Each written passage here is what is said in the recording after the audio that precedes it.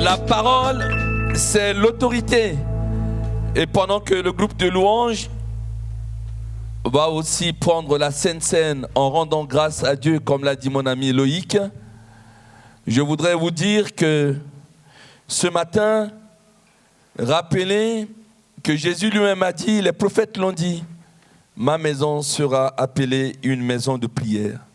Il y aura donc ce matin une prédication prière, c'est-à-dire juste une quinzaine de minutes d'introduction et on prendra 10 minutes pour prier ensemble. Et vendredi, notre sœur Oana a reçu la révélation dans des directions précises vers lesquelles nous devons prier. Cette onction continue ce matin. Le Saint-Esprit me révèle 6 sujets particuliers auxquels nous devons prier pour sceller ça dans notre vie. Je vais juste introduire ces 6 sujets et ensuite nous allons nous lever et nous prierons pour ces 6 sujets et la prédication prière de ce matin sera terminée. Nous commençons, ma charmante fille Sabrina, c'est dans Philippiens chapitre 4 où nous tirons les 6 sujets. Le premier sujet s'intitule « Se réjouir dans le Seigneur ». Philippiens 4.4. Pensez à un véhicule 4x4. Hein? Ça aide pour retenir les versets. Philippiens 4.4. Voilà, là, c'est inoubliable. Dans Philippiens 4.4, Paul va dire quelque chose à l'église de Philippe. « Réjouissez-vous toujours ». Je veux que nous retenons toujours. Alors que la vie est difficile, alors que nous vivons des combats dans ce monde, alors qu'il y a la souffrance, les épreuves par-ci, par-là, pendant que nous sommes encore au culte, 2 messages SMS de mort. Une épouse d'un grand pasteur quelque part, qui nous a chéris avec mon épouse, qui a prié, on a servi Dieu ensemble, vient de mourir. Un autre monsieur élevé dans la société, dans son pays, vient encore d'entendre, qui est mort ce matin. Cette semaine, voilà la reine d'Angleterre, etc. Parmi nous, des difficultés. Dimanche dernier, révélation par le frère Nat, qui désigne même Loïc qui priait dans son cœur. Ce matin ne peut pas être avec nous, rage dedans. Voilà, attaqué même dans son visage, question de santé, etc. Mais alors que c'est difficile dans le monde, ce matin, pensez qu'en face, il y a l'église de Philippe, pasteur Josué, c'est Paul qui est là, il va leur dire, réjouissez-vous toujours dans le Seigneur. Et comme ça ne suffit pas, il dit, je le répète, pour une meilleure audition, pour une meilleure rétention, pour une meilleure compréhension, je le répète, réjouissez-vous. Waouh! Allons-nous nous énerver contre un pasteur? Il dit, mais lui, il vit dans quel monde? Il ne voit pas que c'est difficile. J'ai des problèmes financiers, j'ai des problèmes sentimentaux, j'ai des problèmes de cœur, j'ai des problèmes de maladie, j'ai des problèmes de ceci. Et lui, il vient, il dit, réjouissez-vous. Mais je sors de cette prédication. C'est une insulte. Il n'a pas les pieds sur terre, l'apôtre Paul. Mais non, c'est un véritable secret qu'il veut t'enseigner. C'est une véritable révélation qu'il veut te transmettre. Il faut que tu le reçoives ce matin. Et tu pries, tu y mets de la foi et tu scelles cela dans ta vie. Néhémie, avec Esdras, avec Josué, lorsqu'ils étaient en train de lire le livre de la loi, qui explique ce qui va se passer dans le monde, les événements à venir ne sont pas faciles. Le peuple commençait à pleurer. Néhémie 8, 10, on ne va pas le lire parce que je cours ce matin, mais retenez, il va dire, la joie de l'Éternel sera votre force. La joie de l'Éternel sera votre force. Dieu, il est assis sur son trône. au-dessus de toutes les contingences et il rit de ce qui se passe. Mais alors, si quelqu'un est avec Dieu, la joie de Dieu, qui surpasse toute intelligence, est avec lui. Coucou, je vous dis quelque chose. Parfois, pour ne pas dire toujours, je me réveille le matin. J'ai le battement de cœur. Je sens qu'il y a quelque chose qui va mal se tourner. Quand je me réveille la nuit, je prie. Alors que j'ai le sommeil, je laisse le sommeil à côté. Je sais, qu'est-ce qui se passe? Saint-Esprit, qu'est-ce que tu veux me montrer? Y a-t-il un frère, une sœur ou moi-même? Il y a un danger qui se profile à l'horizon. Je prie comme ça avec la bannière. Voilà.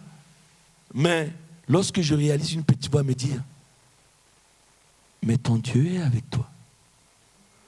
Alors, tout se calme dans ma vie. Heureusement que Dieu est là. Parce qu'il est avec moi.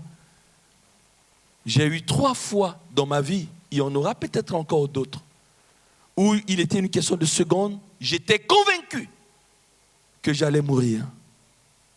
Mais le fait de savoir que Dieu est avec moi, je m'attendais à ce que les anges me recueillent. Mon cœur est prêt à le rencontrer. Comme j'écoutais Charles III disant de sa mère, la Queen Élisabeth, j'espère qu'il y a un groupe d'anges, dit-il, qui viendra prendre ma mère pour aller au ciel. Et puis ça ergote, où est-il? Où est-elle en ce moment? Pouvoir discrétionnaire de Dieu. Ce qui nous importe, toi et moi, riche ou pauvre, reine ou salarié d'une entreprise, la mort n'a pas de choix. Tu manges que de bonnes choses, etc. et tout, tu meurs quand même. Tu es la reine depuis 70 ans, tu meurs quand même. On est tous au même point. La chose la plus partagée. Alors réjouis-toi dans le Seigneur. Réjouis-toi. Projette quand même Luc, avant que nous allons au deuxième sujet, Luc chapitre 10, verset 20, où on voit les 70 qui reviennent et qui disent à Jésus, on est content, même les démons nous sont soumis en ton nom. Oui, nous nous réjouissons parce qu'on manifeste la puissance, parce qu'on manifeste le pouvoir, etc. et tout. Et Jésus va leur dire, cependant, ne vous réjouissez pas de ce que les esprits vous sont soumis, que c'est normal. Je vous ai donné le pouvoir déjà. Je les ai vaincus à la croix de Golgotha. Mais réjouissez-vous de ce que vos noms sont inscrits dans les cieux, dans le livre, n'est-ce pas, de vie. À la maison, lisez aujourd'hui devoir Luc chapitre 16 à la maison seulement. Vous allez voir le riche qui mange, etc., le pauvre Lazare. Et quand il meurt, Lazare était en train de boire un coca frais, un jus frais, un jus de canne à sucre frais, comme je l'ai bu en Martinique, dans la présence d'Abraham. Et l'homme riche qui est là, oh papa Abraham, demande à Lazare de juste son pouce, juste dans une eau fraîche, là où je suis brûlé, j'ai chaud. Ce n'est pas possible. Nous ne pouvons pas vivre en déni. Ce n'est pas une information qui te dise que tu sois riche, tu meurs. Que tu manges bien, tu vas mourir. Que tu te laves chaque seconde, tu vas mourir. Physiquement. Prépare-toi à la rencontre de ton Dieu. Est-ce que tu t'es déjà réjoui du fait que ton nom est inscrit dans le livre de vie?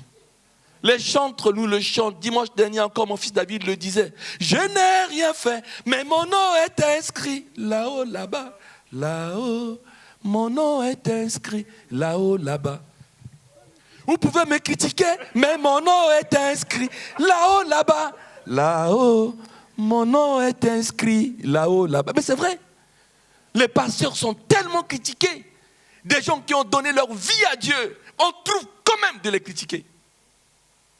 Des gens qui servent Dieu. Et quand je marche comme ça, j'entends quelqu'un me critique, mais je chante ça. Vous pouvez me critiquer, mais mon nom est inscrit là-haut, là-bas. Et je me console. Je me console avec ça. Un moment, il n'y aura plus de souffrance de ceci ou cela. Je suis avec mon Dieu. Dites à votre voisin, la joie de l'Éternel est ta force.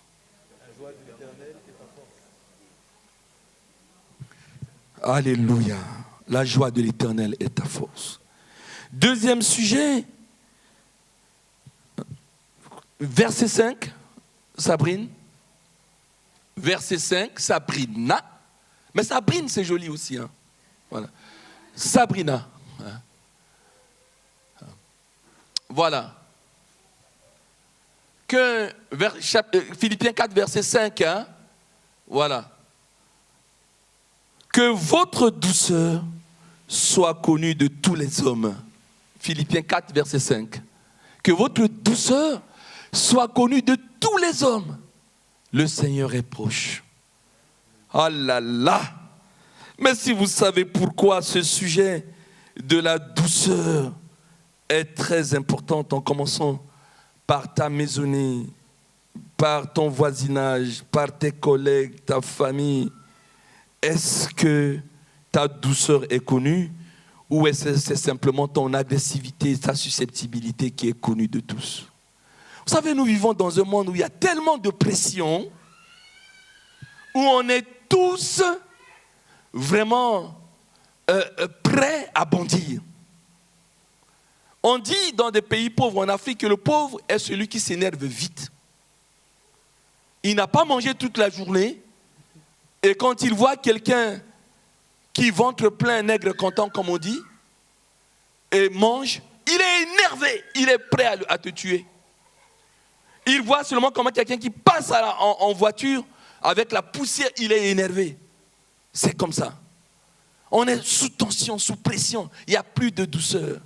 Vous pouvez vous poser la question, pourquoi est-ce qu'il y a autant d'amour pour les animaux? Mais c'est à cause de leur peau. Vous savez que caresser un chat, ça fait tellement de bien. Caresser un chat, c'est doux. Oh mon chat. La personne retourne à la maison. Première chose, prend son chat, caresse sa peau, la douceur de la peau d'un animal de compagnie. C'est ça qui fait tellement de bien à nous Français aujourd'hui. C'est tellement important. Mais il n'y a plus de douceur. Et je vais vous donner un secret ce matin. La douceur, ce n'est pas une faiblesse. Hein?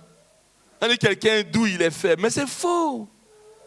Vous savez, l'homme qui caractérise la force dans la Bible, l'homme qui caractérise vraiment la force dans la Bible, c'est qui? Samson, Juge 14, 14. Juste un verset pour que vous reteniez. Philippiens 4, 4, Juge 14, 14. Vous connaissez l'énigme de Samson? Waouh! Samson va dire quelque chose. Hein? Il leur dit, je vais vous dire une énigme, ou un énigme, je ne sais pas comment on dit. Hein? Monsieur Pierre Seconello, c'est un énigme ou une énigme? Une énigme, merci monsieur le professeur. Une énigme. Connaissez-vous cette énigme? De celui qui mange est sorti ce qui se mange, mais c'est la partie B qui m'intéresse, et du fort est sorti le doux. Et pendant 3 jours, ils n'ont pas pu expliquer l'énigme. Darby dit, du fort est sortie la douceur. En réalité, si vous voyez quelqu'un qui n'est pas doux, c'est qu'il est faible, qu'il est peureux, quelqu'un qui est inquiet. La douceur ne peut venir que quelqu'un qui est fort. D'ailleurs, la douceur, c'est un fruit de l'esprit. Or, le Saint-Esprit est une puissance. Vous recevrez une puissance. Le Saint-Esprit viendra d'en haut. Et c'est cette puissance qui met au monde la douceur. Donc, quand tu es fort, tu es doux. Du fort est sorti le doux. Vous voyez? C'est important. Quand je suis allé faire les arts martiaux, c'est une information pour mon ami Franck. On a échangé hier parce qu'il est professeur de taekwondo. Maintenant, je te réponds, je suis passé par là. Hein? Eh bien, j'allais faire les arts martiaux pour me bagarrer, pour être fort dans le quartier. Et le professeur, qui est un Camerounais, il nous a dit, première chose, au lieu de nous apprendre des prises, il nous fait une leçon théorique. Il dit, tous ceux qui viendront faire du taekwondo, karaté, ce que vous voulez, du shotokan, et tout ça, vous ne devez plus vous battre dans le quartier. On dit, oh? Je dis, pourquoi? Il a dit, parce que vous voyez, c'est la peur qui fait que les gens se battent. Tu es en train de discuter, de te disputer avec ton frère, ton voisin, ton quartier, et puis le temps monte, l'adrénaline monte, et puis tu as peur qu'il te boxe, et puis pop, tu donnes un coup. Parce que tu as peur, en fait. Et il nous expliquait que quand il va nous apprendre des prises, etc., vous savez vous battre, jamais un karatéka se bat. Même si tu le provoques dans le quartier, il va dire non, j'aime pas de problème, on résout le problème. Même quelqu'un va pousser sa tête, il dit, monsieur, je te sors ma carte, hein, ceinture noire de taekwondo, je sais très bien me défendre, calme-toi. Il va te pousser et tu dis, non, mais je suis professeur de karaté, donc calme-toi, quoi. On résout le problème. Il est calme. La douceur vient de la force. La douceur vient du puissant. Regardez la douceur d'une maman. J'ai dormi cette nuit.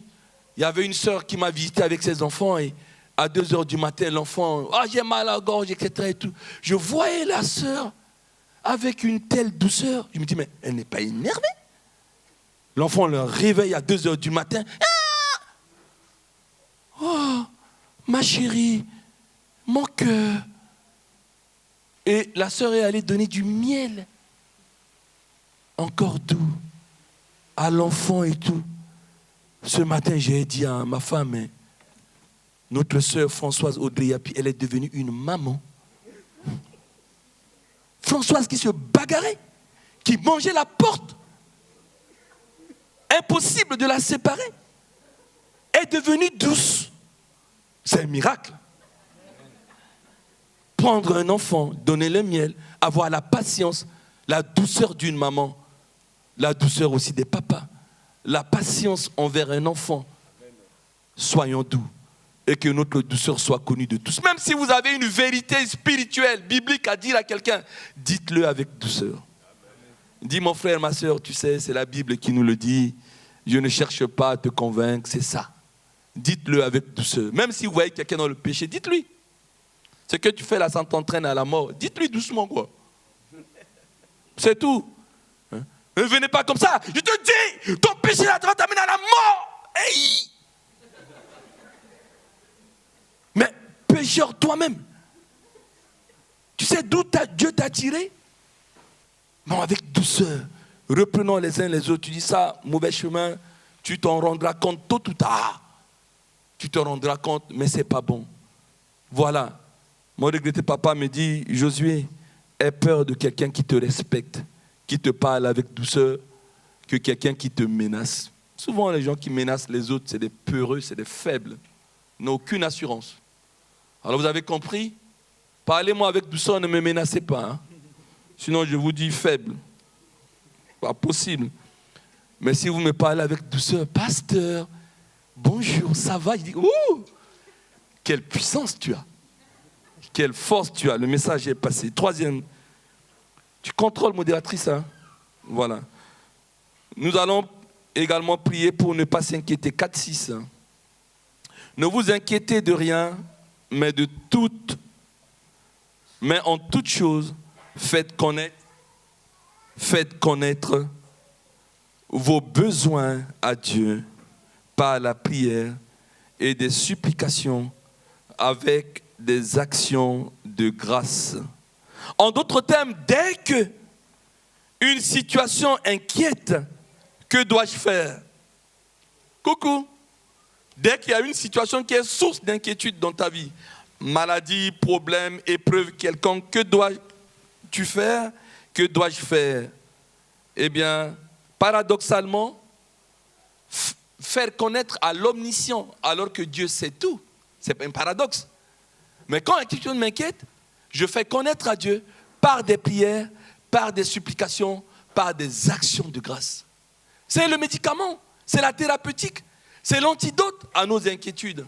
Lisez toute la Bible, vous allez voir. On a voulu tuer Daniel, Shadrach, Médach, Abed-Nego avec tous les autres conseillers au royaume de Nebuchadnezzar, de Babylone, etc. Et tout. Ils se sont mis à prier. Il y a un sujet, interpréter le rêve. Sinon, on va vous tuer. Ils vont prier. C'est tout. Il n'y a pas autre chose à faire. S'il y a une inquiétude, je ne sais pas quelle inquiétude tu traverses ou je traverse, eh bien pareil, prions le Seigneur. Tiens, lance-moi Exode 31, quand même les 6 ou 5 versets. Vous donnez par exemple les inquiétudes d'un pasteur, d'aller voir dans Exode 31. Hein? Exode 31, vous savez, celui qui incarne, le pasteur dans la Bible, c'est Moïse. Hein? Les enfants d'Israël, c'est l'Église. Ce n'est pas d'abord Pierre là-bas dans le Nouveau Testament, c'est Moïse d'abord. Moïse, Dieu l'appelle. C'est le visionnaire pour aller délivrer. Et il est inquiet. D'ailleurs, dans sa discussion avec Dieu, il va dire, mais est-ce qu'ils vont me croire? Que va dire le peuple? Quel est ton nom? Le nom de ce Dieu? Mais moi, j'ai tué quelqu'un et j'ai fui. Je suis un évadé de prison. Mais est-ce qu'ils vont me rendre crédible? Et puis tout ce que tu vas faire. Mais comment? Et Dieu va rassurer son serviteur. Il va dire, Moïse. Et l'Éternel parla à Moïse et dit, tu sais, il ne savait pas Moïse. Il y a un certain monsieur qui s'appelait Betsalil. Il dit, j'ai choisi Betsalil, fils de Uri, fils de Hur, de la tribu de Juda. Et cet homme-là, je l'ai rempli de l'Esprit de Dieu, Moïse. Je l'ai rempli de sagesse, de l'intelligence, et pour savoir faire toutes sortes d'ouvrages. Ne t'inquiète pas, est-ce qu'il y a des maçons, des peintres, des trucs? Non, ne t'inquiète pas de cela. Il continue. Il dit, j'ai choisi Betsalil, mais j'ai choisi aussi Oholiab. On y va, je cours. Voilà. Et voici, je lui ai donné pour aide Oholiab, fils d'Aïsanak, de la tribu, voilà, de l'intelligence dans son esprit, et de tous ceux qui sont habiles, car pour qu'ils fassent tout ce que je t'ai ordonné. Nous continuons encore, l'autre verset. Voilà. La tente d'assignation, ne t'inquiète pas. L'arche du témoin, ne t'inquiète pas. Le propitiatoire qui sera au-dessus, ne t'inquiète pas. Et tous les ustensiles de la tente, ne t'inquiète pas. On continue. Voilà les sous-inquiétudes pour un pasteur. Voilà, les ustensiles, le chandelier d'or, hein, pour tout ça, hein, les parfums, l'autel des holocaustes et tous les ustensiles, la cuve, la cave, ne t'inquiète pas. Nous continuons encore au verset 10. Est-ce qu'il y a des couturiers? Les vêtements d'office, oui, il y a des vêtements d'office. On en échangeait hier avec une sœur. Pas parce que les évangéliques ne portent pas d'aubes qu'ils ne doivent pas être enseignés. Il y a des vêtements d'office. Voilà, de culte. Moïse s'en inquiétait. Et il a dit, ne t'inquiète pas. Les vêtements sacrés pour le sacrificateur, ne t'inquiète pas. Les vêtements pour ses fils, les vêtements de cérémonie d'onction. C'est comme ça. Quand Dieu appelle, il m'a appelé pour être le visionnaire de la belle lumière. C'est vrai, je me suis inquiété. Est-ce qu'on aura des instruments? Il y avait des gens vers Beaumont qui commençaient à nous prêter les instruments. Mais le Seigneur nous a rassurés, m'a rassuré, en tant que Moïse, en tant que votre Moïse. Et aujourd'hui, on a les instruments, on a ceci, on a cela. Des vêtements pour quand il y a des mariages, etc. Être en toge, pour que ça fasse propre, ça respecte Dieu. Et il y a même des couleurs, comme je le disais à l'AC ce matin. On a fait une étude de Pontoise ici sur la couleur bleue, pourpre et le cramoisi, qui ont des bases bibliques. Et on a échangé avec lui. Comment c'est cousu. Et même le pan de la robe. Lorsque la femme, à la perte de sang, a touché le pan de la robe, il a touché la foi. Il n'a pas touché au hasard. Il pouvait toucher une partie de la robe. Mais pourquoi le pan? Il y a des vérités profondes qui sont là. Et le pan, il est fait comment? Avec quelle couleur? Avec quelle corde? Etc. Mais le temps viendra où nous aurons un local, nous aurons des cours bibliques. Mon peuple périt faute de connaissances. Et quand on voit un pasteur avec une aube, on dit il est devenu prêtre. Ignorant. Lis la Bible. Attention. Il peut être en col pastoral. Il peut être sans col. Il peut être en toge. Il peut être en cérémonie de ceci, en cérémonie de fête, etc. Il y a des bases bibliques. Et il y a le local. Et l'homme de Dieu s'inquiète. Mais Dieu rassure. Il n'y a que la prière, l'intercession, l'action de grâce pour tout ça. Et verset 8, 4, verset 8. Avoir un cœur pur. Philippiens 4, verset 8. Du reste, frère, que tout ce qui est vrai. Coucou.